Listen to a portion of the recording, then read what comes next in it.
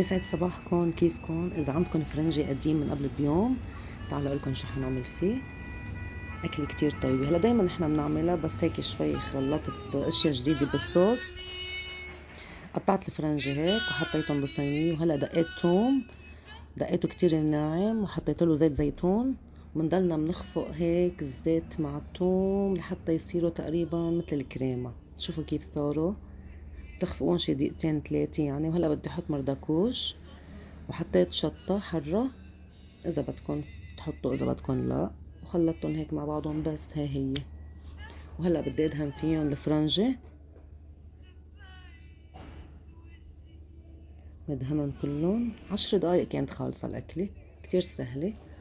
وحطيتهم بالفرن تقريبا 5 دقايق، وهلا ظهرتهم من الفرن.